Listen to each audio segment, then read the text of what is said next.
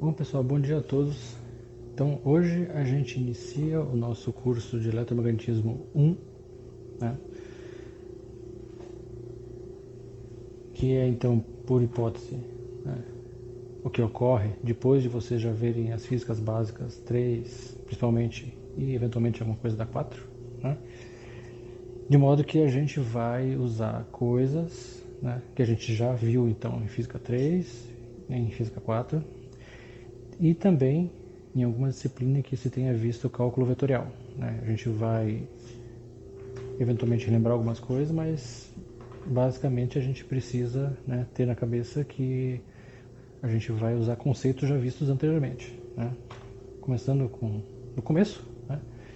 Mas a gente já viu algumas coisas então que a gente vai usar. Basicamente o que a gente vai fazer aqui é formalizar uma parte importante de eletromagnetismo, né?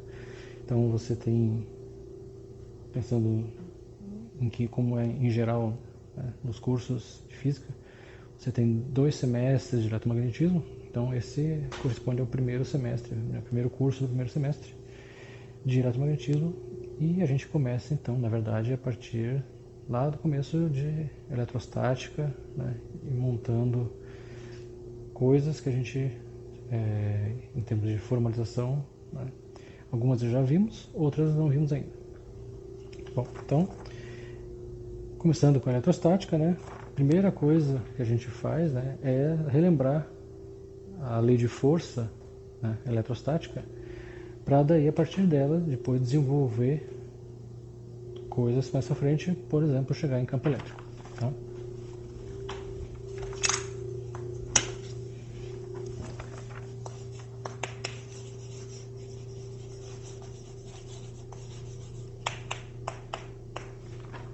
Então, primeiro a gente, né, começa falando de força elétrica e depois a conexão que tem com o campo elétrico.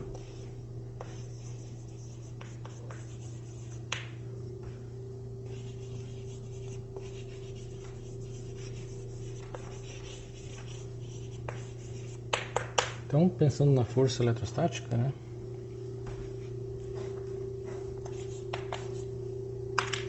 então a gente tem, conforme a gente já viu em física 3, né,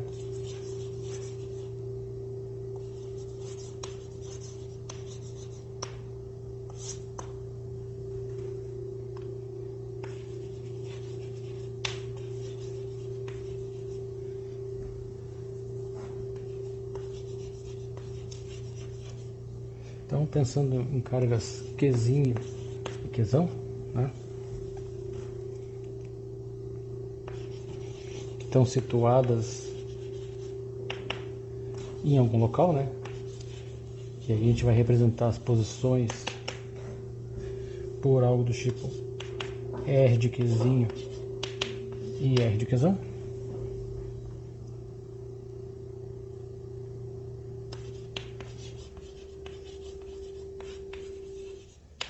E aí a gente tem que a força eletrostática, né,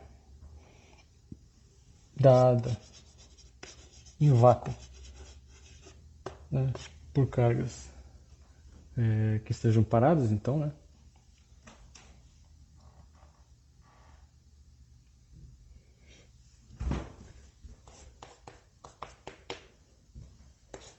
no sistema que a gente usa, né, o SI, a gente vai ter alguma coisa do tipo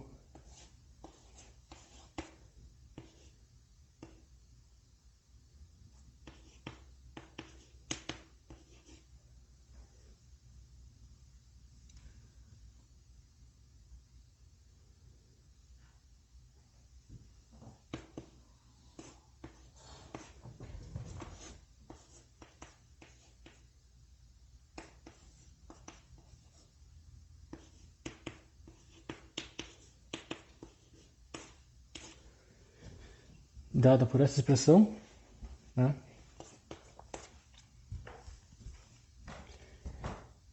e aí essa força, né, que tem uma dependência com distância, né, e tem uma dependência com relação às cargas que produzem a força, a gente vai ter, pensando no sistema de coordenadas aqui, só para ilustrar como é que ficaria,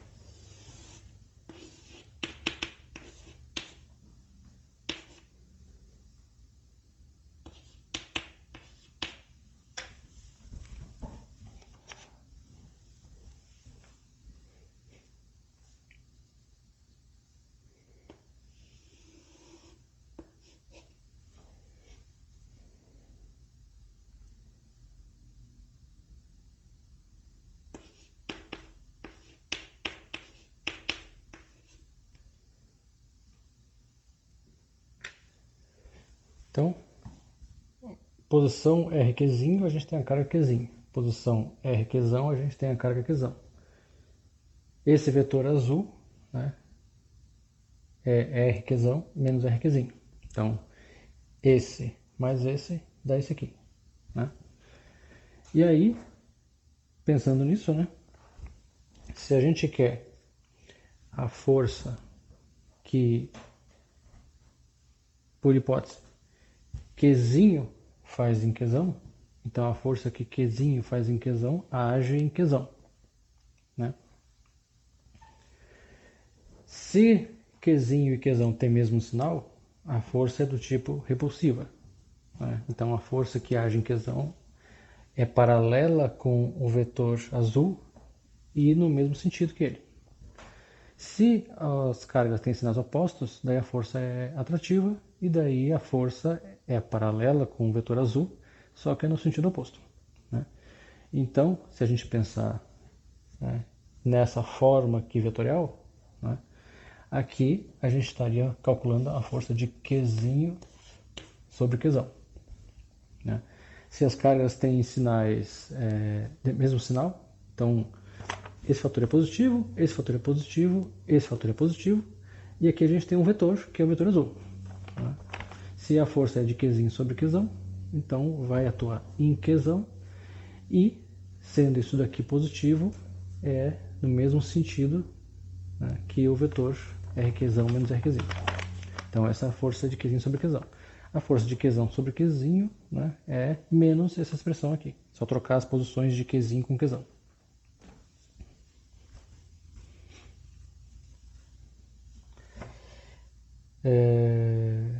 E aí, eventualmente, né, a gente pode simplificar um pouco isso aqui, escrevendo Rzão como sendo R de Qzão menos R de Qzinho, né? E aí,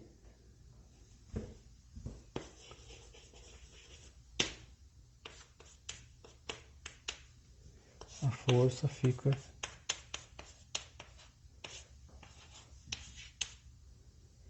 algo do tipo isso aqui, né?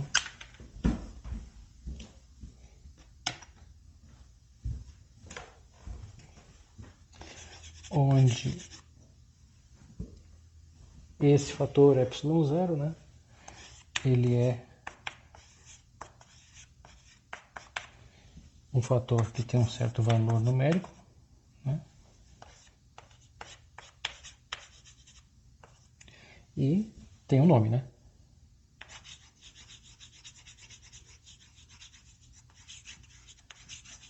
Que é a permissividade elétrica.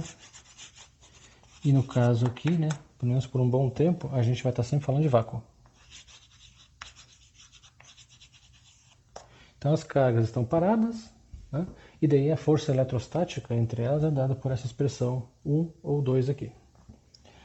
A carga Qzão, que é a carga que sente a força, a gente chama de carga de prova.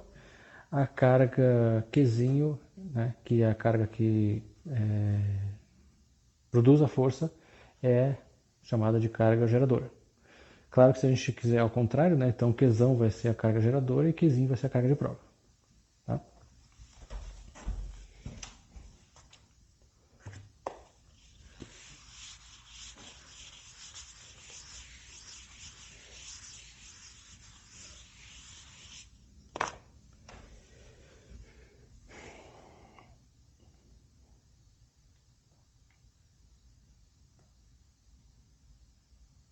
Bom, no caso de a gente ter várias cargas geradoras, né, produzindo força em cima de uma certa carga, né, então basicamente o que a gente faz é somar vetorialmente as forças produzidas por cada carga.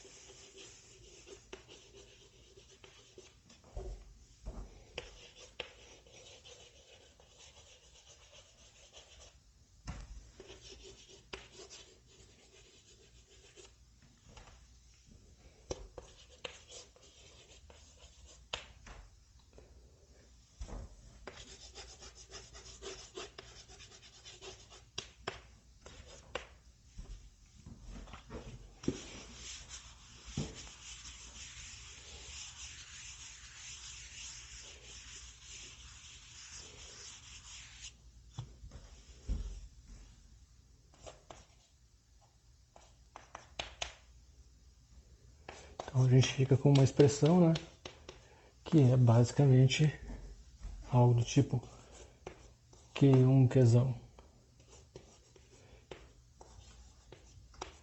sobre R1 ao quadrado vezes o versor R1 mais Q2 Qzão sobre R2 ao quadrado vezes o versor R2 e assim sucessivamente, né? Ou então, pensando que a gente pode colocar em evidência, por exemplo, o Qzão, né? A gente vai ter algo do tipo, e aí que entra a coisa que interessa para nós, Qzão vezes E, né? Onde o que é o E?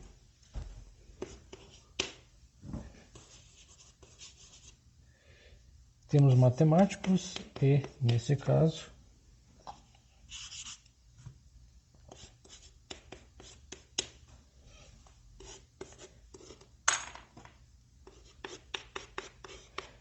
é algo do tipo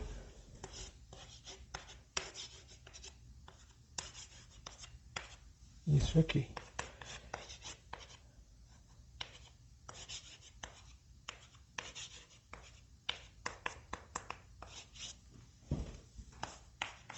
Então a gente coloca em evidência a carga, né, que está sentindo a força, e aí o que sobra, que é a expressão 4, né, a gente reúne isso, né, e chama isso de E, onde o E é que a gente chama de campo elétrico. Então, em termos de expressão matemática, a gente tem algo do tipo a expressão 4.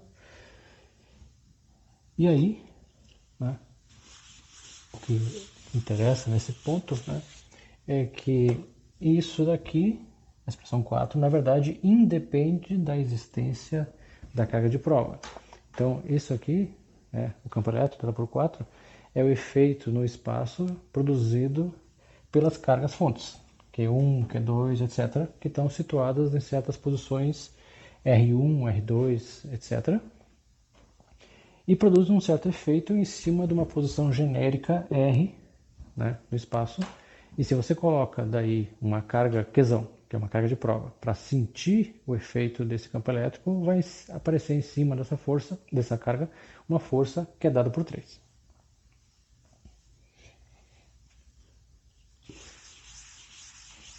Então, E é o campo elétrico, né?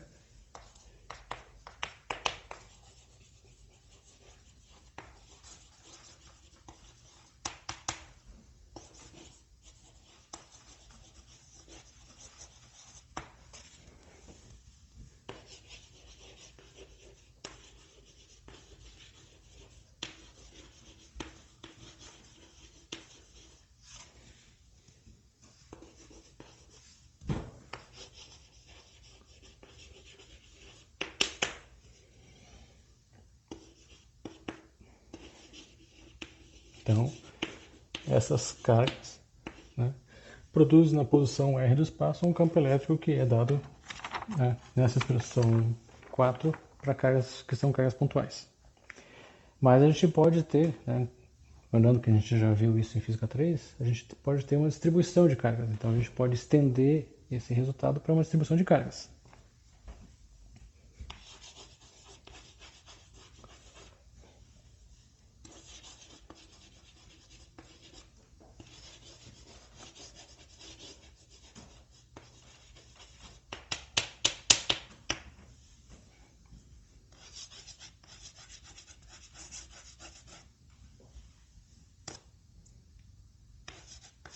Então, no caso de uma distribuição de cargas, basicamente a soma, né, vai se tornar integral. E aí a gente tem que integrar basicamente, né, na região em que essas cargas estão.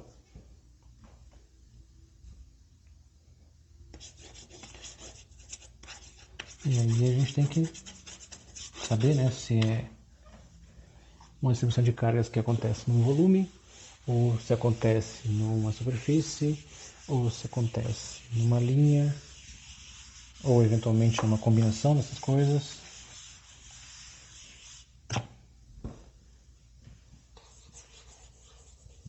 Então a gente tem que integrar em cima no elemento geométrico que essas cargas estão. Então a gente pode pegar e escrever de uma forma geral o seguinte.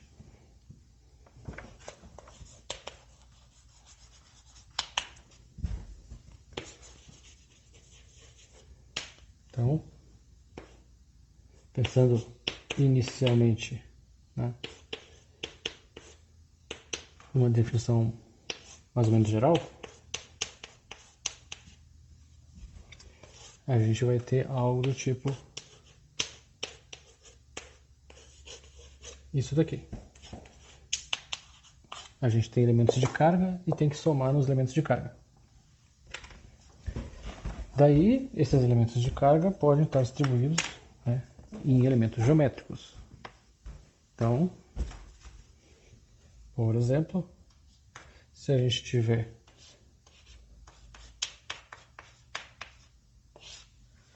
em algo que é um elemento de volume, então a gente vai precisar, né, de uma integração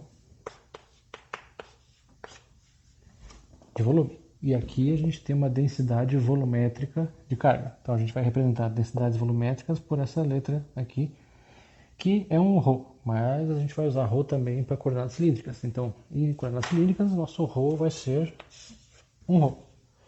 E aqui é uma densidade de carga que é um ρ, assim, diferente.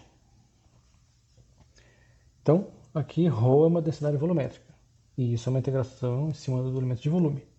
Essa integral é feita na variável, né, que define a distribuição de cargas. Então, R, que é a posição onde a gente quer o campo, né, que é a posição onde tem um observador que mede esse campo, né, é fixa essa integração. R' é a posição das cargas, e você tem que varrer as cargas, então R' é variável. Então, se for uma integração de volume, a gente vai ter algo assim. Se for um elemento que é uma superfície, a gente vai ter uma integração de superfície, seja lá como for a superfície, né?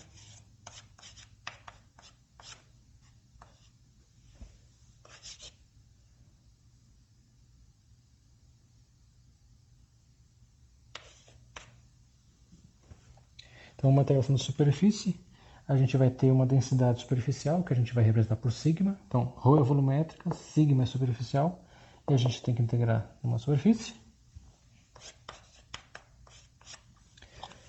E a gente pode também ter uma distribuição de cargas numa linha. E aí a gente vai ter que fazer uma integração de linha.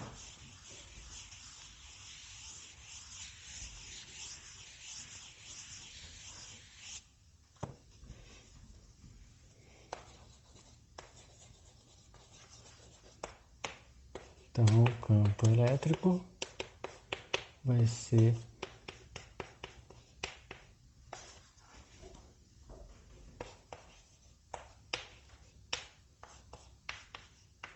algo como isso daqui,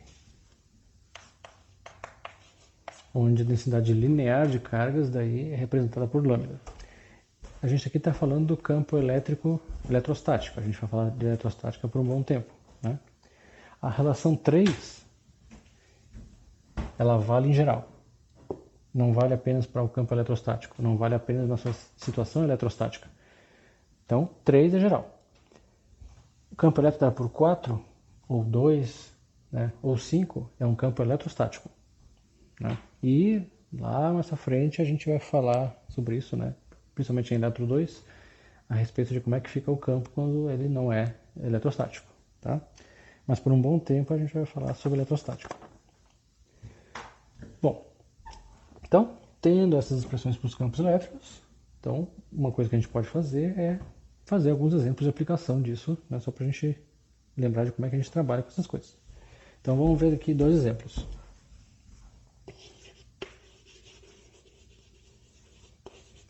Até para a gente começar a formalizar coisas, né?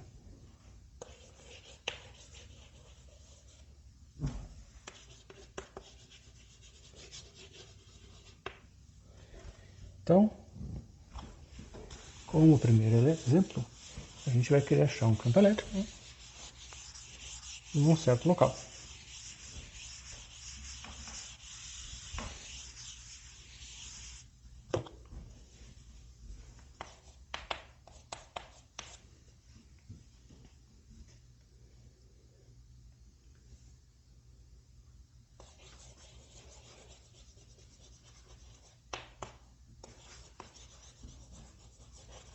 Então a gente vai querer pegar um segmento de reta, né, que tem um certo comprimento, vai distribuir carga nele de uma certa forma, e aí vai querer achar quanto é que vale o campo elétrico no ponto médio desse segmento, a certa distância desse segmento.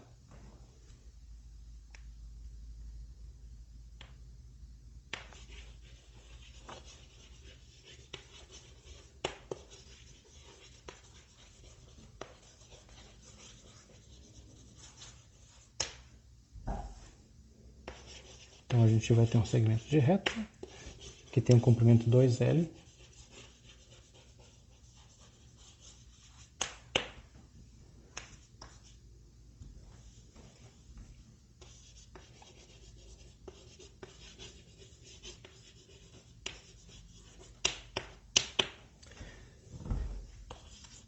E aí a gente já vai aproveitar para ir introduzindo os sistemas de coordenadas que são mais interessantes para a simetria do problema.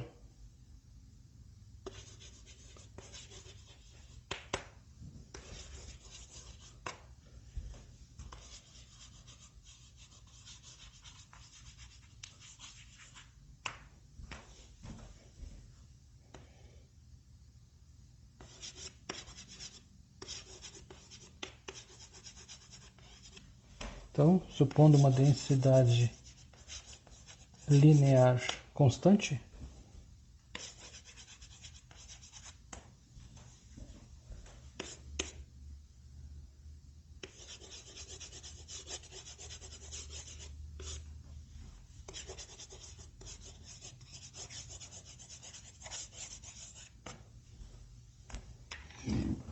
a gente vai então pegar e determinar para esse caso, tá,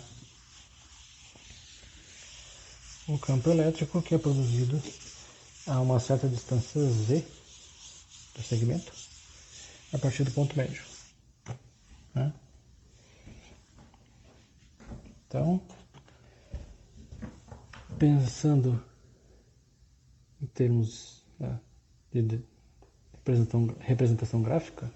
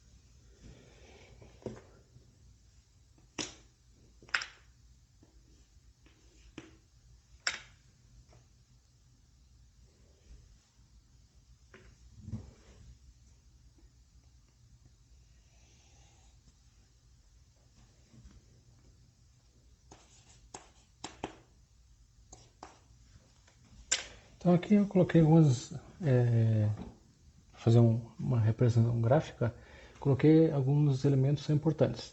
Então a gente tem uma quantidade de carga, dq, que ela vale lambda vezes dl, e aqui a gente tem um certo comprimento dl.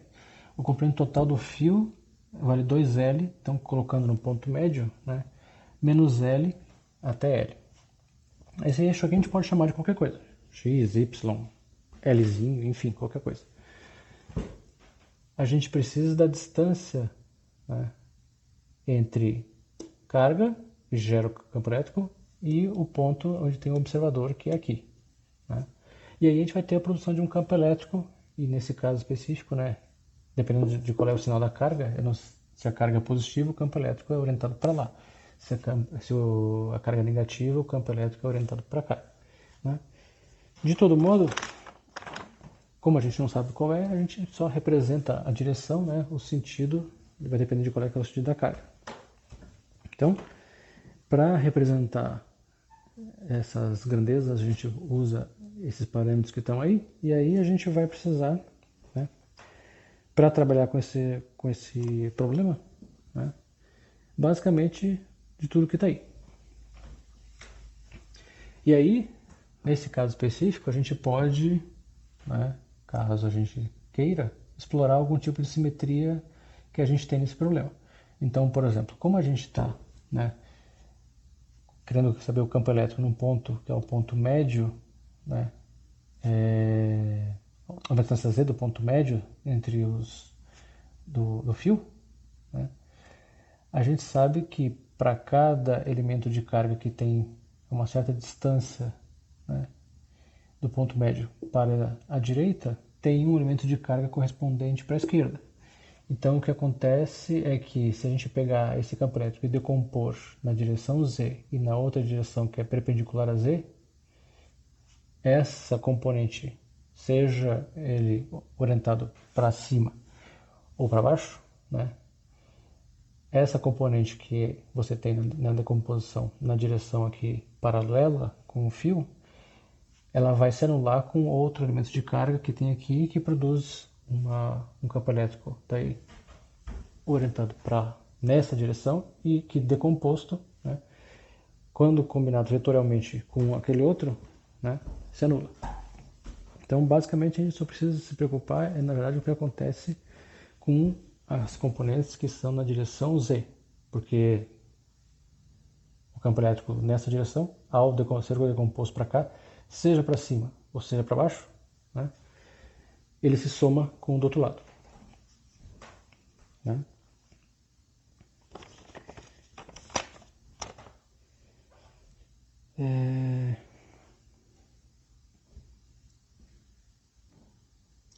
Então, o que a gente precisa aqui? A gente vai precisar do componente do campo elétrico na direção Z, que basicamente é, em termos de intensidade, né, módulo, dE, e aí a gente precisa decompor ele para, seja ele para cima ou para baixo, a gente precisa decompor ele na direção Z. Então a gente precisa do cosseno daquele ângulo θ ali. Né? O ângulo θ, cosseno dele, né, pensando nele nesse triângulo, cateto adjacente sobre hipotenusa. Sendo que o R, por sua vez, né, é z ao quadrado mais essa posição aqui, né, que a gente pode chamar de L. L quadrado.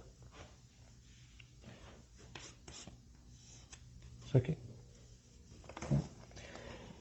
O campo elétrico, por sua vez,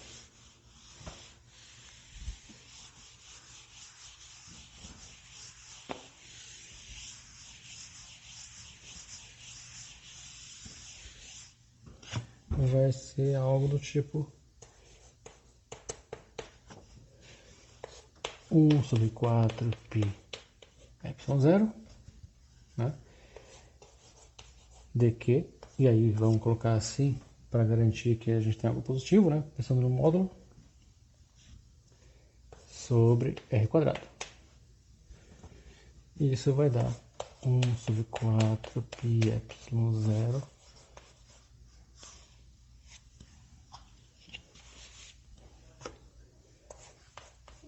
lambda dl z quadrado mais L quadrado. Então, reunindo isso com isso ali,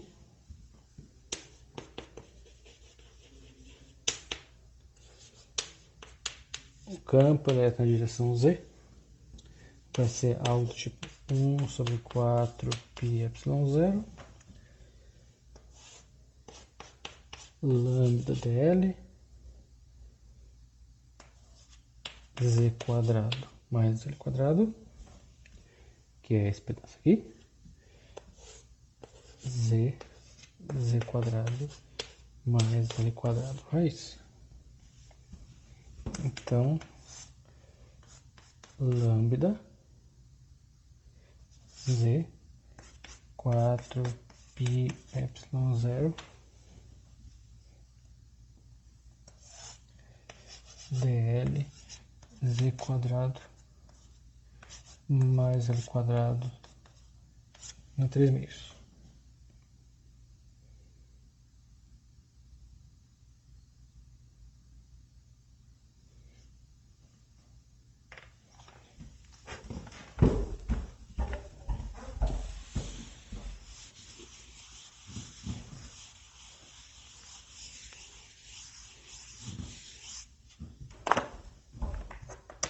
E agora, basicamente, a gente tem que pegar e somar.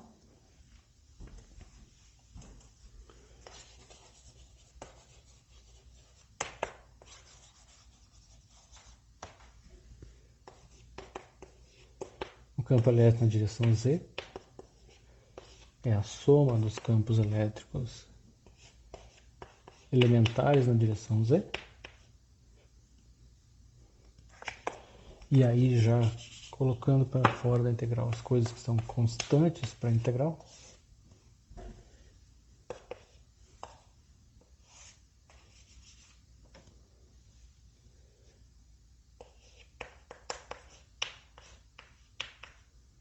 A gente fica com isso daqui. E agora a gente tem que resolver essa integral, né? Então, essa integral a gente pode resolver por substituição trigonométrica.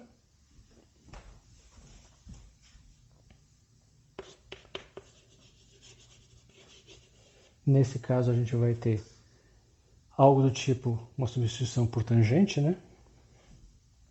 Então,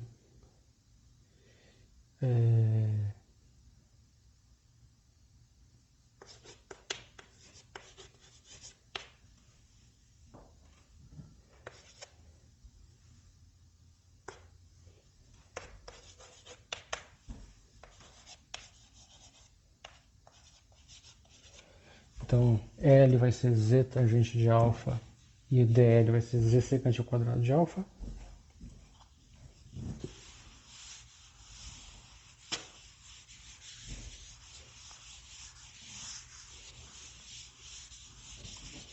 Então, pensando primeiro na integral indefinida, só para resolver primeiro ela.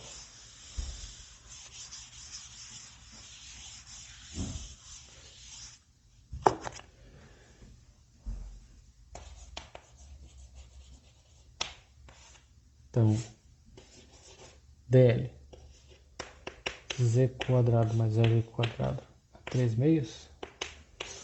dl vai ser z secante ao quadrado de alfa de alfa, né? E aqui embaixo a gente vai ter z quadrado, pensando aqui, né?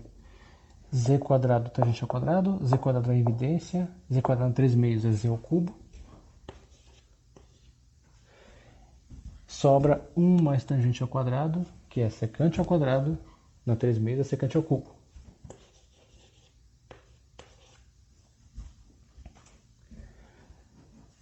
Esse sai com esse, né? Aqui sai para fora 1 sobre z quadrado, né? Fica uma secante embaixo é um cosseno em cima. cosseno alfa de alfa, que fica, no fim das contas, 1 sobre z quadrado seno de alfa. Né? Essa é a integral indefinida. Daí a gente precisa agora pensar, né, como é que fica isso para a gente achar os senos de alfa aí. Né?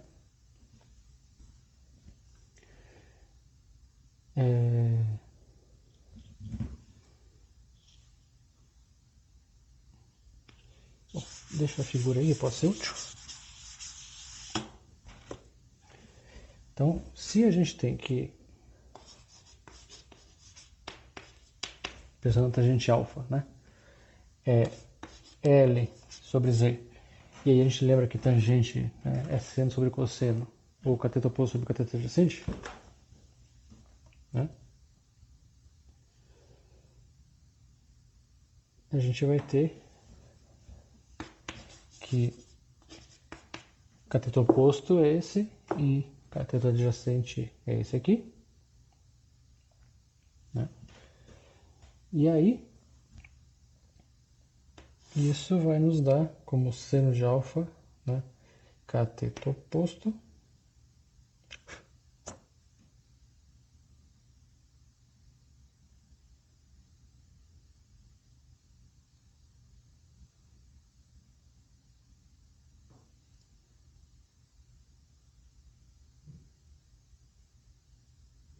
cateto oposto sobre hipotenusa, que é a soma dos quadrados dos catetos. Né? Tá?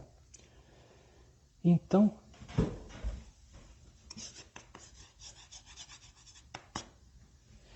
pensando nos ângulos, né, a gente vai ter um certo ângulo para o limite inferior da integral, um certo ângulo para o limite superior da integral. O ângulo para o limite inferior da integral acontece quando a gente tem Lzinho sendo menos Lzão.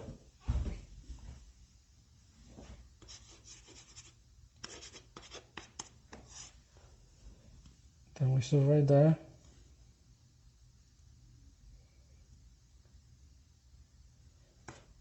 menos L quadrado mais Z quadrado raiz. E quando a gente tem o limite superior da integral, Lzinho vale Lzão.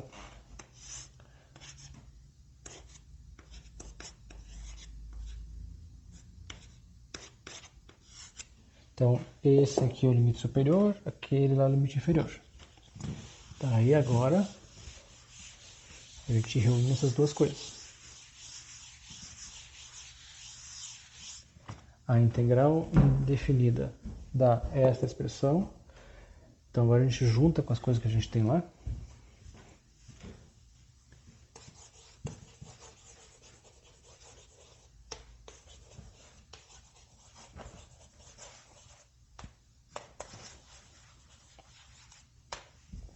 Então, a componente z vai ser, né, módulo lambda z 4 π0. Daí a gente tem a integral por sua vez, ela dá 1 sobre z quadrado seno alfa, tá, aplicado alfa 1 até alfa 2. Então isso vai nos dar módulo lambda 1z com z quadrado cancela, 4 π0z, né? Aqui L quadrado mais z quadrado raiz menos L quadrado mais z quadrado raiz, de modo que aqui vai dar mais, vai dar duas vezes, né? Igual a lambda L 4 π0z 1 sobre L quadrado mais z quadrado raiz. Isso é o módulo do campo elétrico.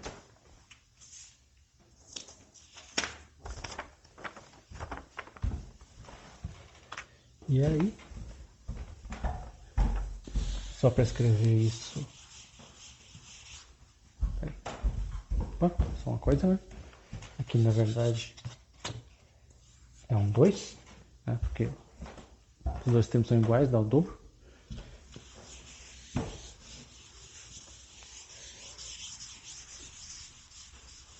E agora, né, para transformar isso na forma vetorial, então basicamente o que a gente tem é o seguinte, né?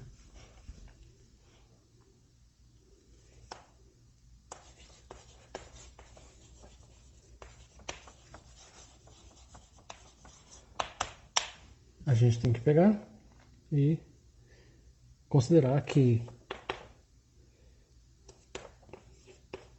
a gente tem o campo elétrico na direção Z e se a carga é positiva, ele vai ser na direção Z, né, positiva. E se for negativo, vai ser na direção Z negativa. Então, a gente vai ter isso escrito assim. Lambda L 2 pi epsilon 0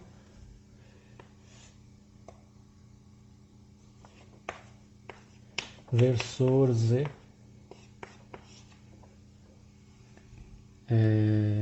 ou versor K, aí depende do gosto, né? Versor Z sobre L quadrado mais E quadrado. Então, se lambda é positivo, né, a gente vai ter um campo elétrico na direção positiva do eixo Z.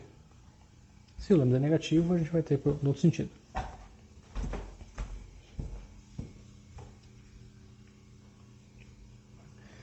E aí, como na direção que é paralela ao fio o campo elétrico vai dar zero, então o campo elétrico total, na verdade, é dado pela componente Z.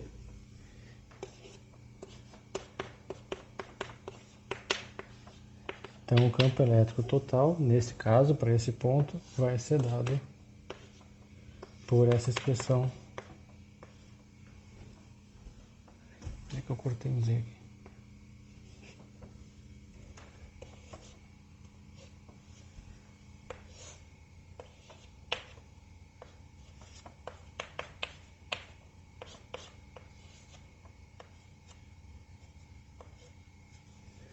Isso aqui. Tá? Veja que nessa forma, né, se você tiver com um ponto aqui embaixo também, né, onde Z é negativo, essa expressão também resolve, né, porque se lambda é positivo, o campo elétrico aqui embaixo vai ser na direção menos Z.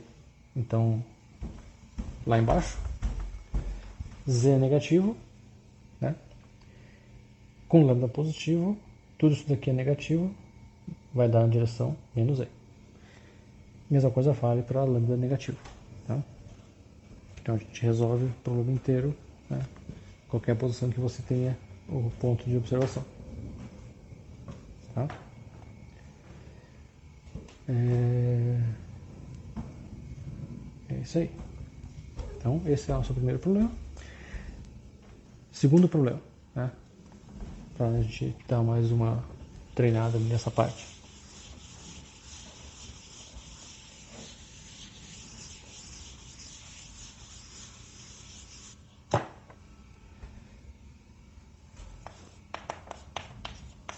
Vamos pensar agora num anel, que é uma distribuição de carga importante, né?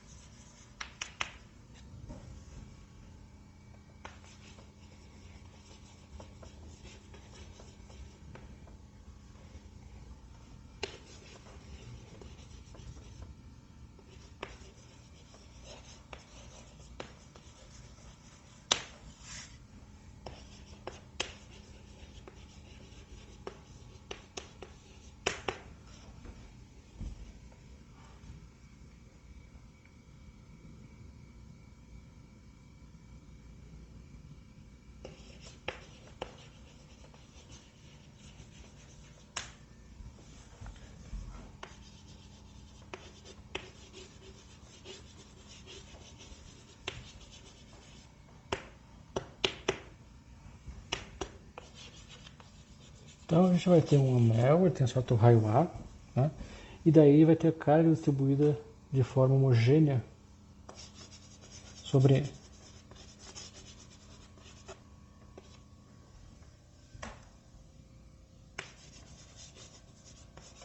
E a gente quer achar quanto é que vale o campo elétrico, né? No eixo desse anel.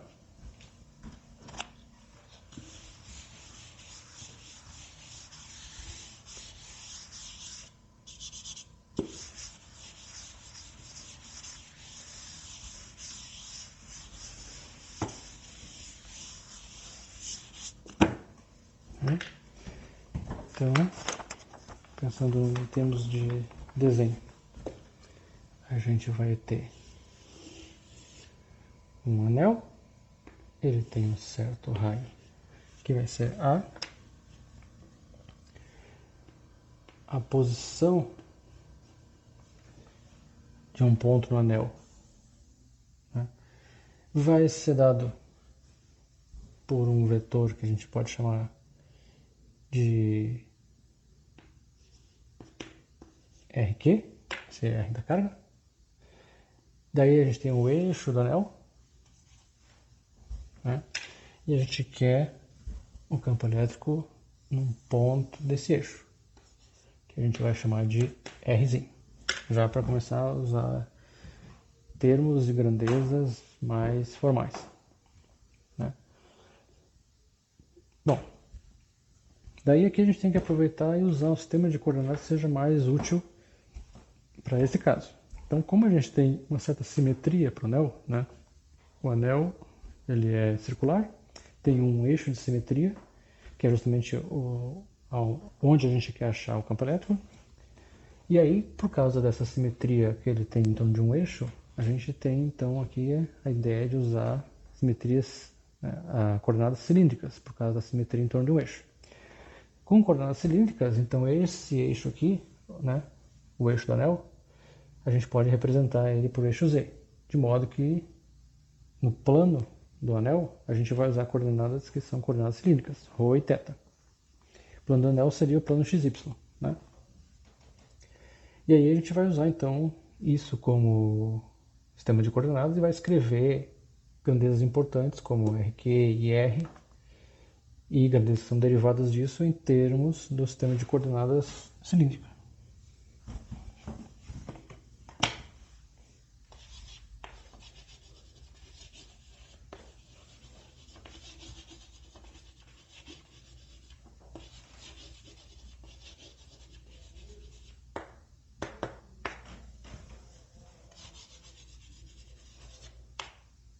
Então aqui a gente vai ter eixo Z. Então a gente vai ter o seguinte, o vetor R, né, a gente vai escrever ele como sendo ZK, né, a posição a gente quer no eixo. Então ZK ou ZZ versor, que nem antes, né, mas tanto faz. A posição das cargas, elas são no anel. Então a gente tem que escrever esse vetor aqui em coordenadas cilíndricas, né? Como aqui a gente tem o plano XY, e considerando que aqui a gente tem o eixo Z, então, na verdade, a gente precisa escrever isso de um jeito que é bem simples. O módulo dele, né, vezes o versor ρ correspondente, né? E aqui a gente tem que só lembrar que a gente está falando do versor ρ', porque a gente está escrevendo a posição das cargas. As cargas a gente lembra, para não confundir com a posição do observador, a gente coloca indica isso com uma linha, né? Disso daqui, a gente tem que aquele vetor Rzão, que é R menos RQ, vai ficar ZK menos A'. E o módulo desse vetor, né, que é módulo de R menos RQ, né, basicamente é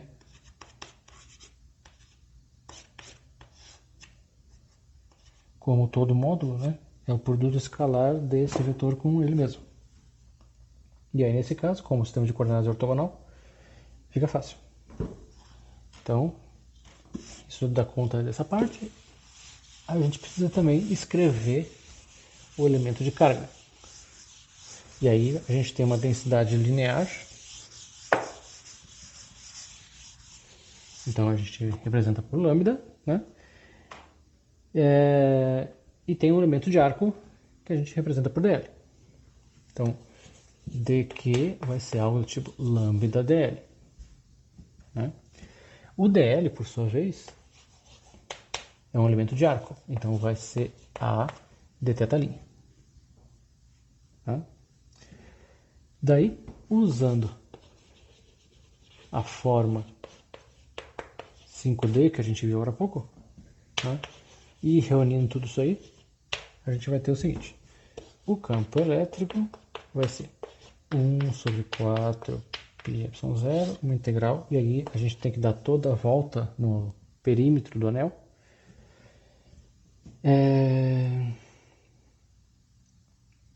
dq, que é lambda dl, que por sua vez é lambda a d θ', vezes, né, r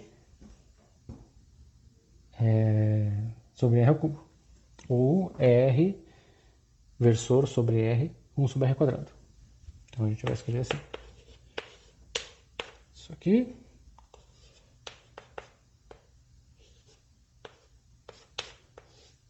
Isso é r sobre o módulo. E aqui ainda falta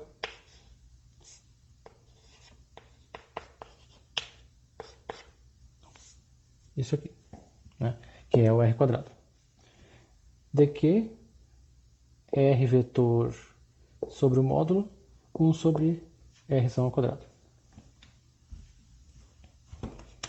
Então, já colocando coisas que são constantes para fora para melhorar a escrita.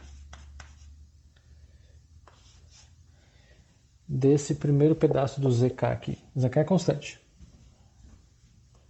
Então, zk para fora, z quadrado mais a quadrado na 3 meios para fora também.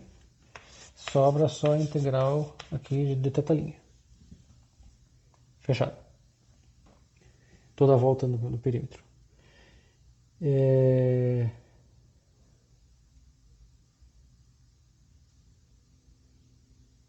Isso aqui. Desta outra parte que envolve o a rolinha, né? Então aqui a gente tem que cuidar com o seguinte: o a gente pode tirar para fora. Esse com esse também.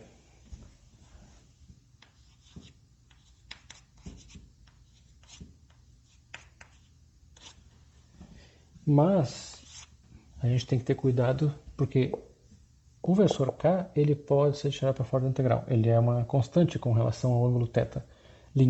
Mas esse versor aqui não é constante com relação ao ângulo θ. Na verdade, o versor ρ, se vocês se lembram lá de cálculo vetorial, o versor ρ e o versor θ, né, a base de cilíndricas, na verdade essa é a base de polares, ela acompanha junto o ponto. Então, ela anda. Tá? Ela não é uma constante. Em particular, ela depende do ângulo θ. Né? E aí não pode ser tirada fora da integral. Na verdade, tem que ser escrita em termos de retangulares para aí poder fazer integral.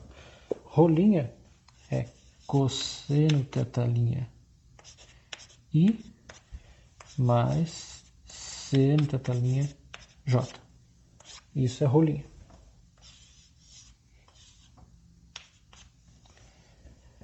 E aí a gente tem que ter esse cuidado, porque senão a gente pode ter um problema sério de achar coisas que são zero e não são, ou o contrário disso. Né? Então, pensando naquela expressão lá, a gente sempre tem que ter cuidado então de escrever versores de base que não são constantes, escrever eles em termos de uma base que seja. A base retangular é constante, mas essencialmente todos os outros não. Né? Bom, então o que vai acontecer aqui? Primeiro, com relação a essa aqui. A gente tem que dar toda a volta no anel. Então, a integral de dθ dá θ. Dando toda a volta, a gente tem que ir de 0 a 2π. De modo que essa integral aqui, na verdade, vai dar 2π. Então daqui sai 2π. E esse 2π vai vir para cá, e aí eventualmente acaba cancelando um π aqui e tal. Daí pensando nessa daqui, o i aqui é constante, então sai para fora da integral. Integral de cosseno θ, né, é menos seno θ. Menos seno θ de 0 a 2π. Seno de 0 é 0, seno de 2π também é 0. Isso vai dar então 0, no fim das contas. Aqui, né, integral de seno θ, né, aliás, desculpe, integral do cosseno é seno. A integral do seno é que é menos cosseno, né, vai dar menos cosseno θ. De 0 a 2π. Cosseno de 0 é 1, cosseno de 2π também é 1, então também vai dar 0. De modo que no plano xy, né, que é o que acontece naquela parte da integral lá, no plano xy, na verdade, não vai ter campo elétrico. Né? A gente vai ter campo elétrico apenas na direção z. E aí, isso na verdade já é uma coisa esperada, por causa que é o mesmo argumento que a gente usou antes, né, para dizer que antes, na direção da linha, não tinha campo elétrico, aqui, na direção do plano, pelo menos no eixo z, né, também não vai ter campo elétrico, porque a gente vai ter, para um dado elemento de carga, uma posição aqui, a gente tem um outro elemento de carga diametralmente oposto lá, que tem a mesma quantidade de carga e está à mesma distância, né, dado o ponto de observação.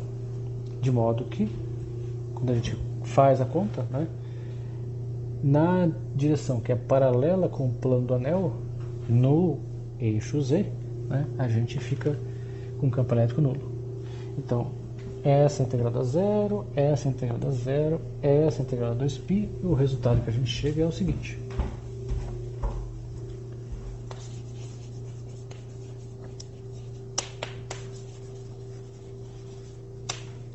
Então a gente vai chegar em E, campo elétrico no anel, né? Vai ter um 2π, né? Então esse 2π cancela, π com π cancela, um 2 também. Então vai ter algo tipo lambda A sobre 2y0 e z quadrado mais a quadrado 3 meios. Isso aqui.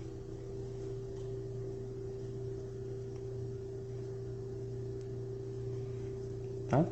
Então esse é o resultado do campo elétrico, né, para esse anel, campo elétrico produzido no eixo Z. Né? Se lambda é positivo, né, então o que acontece, sendo A, 2y0, isso daqui positivos, né? Se lambda é positivo, quando Z é positivo, o campo elétrico é no mesmo sentido que K. Então, parte de cima. Quando lambda é positivo, mas a gente está na parte de baixo, Z é negativo. E aí o campo elétrico é, né, para baixo. Ok. Se lambda é negativo, o campo elétrico vai ser do tipo atrativo. Né? O campo elétrico na parte de cima vai ser em direção ao anel e na parte de baixo também em direção ao anel. Então vai ser para cima.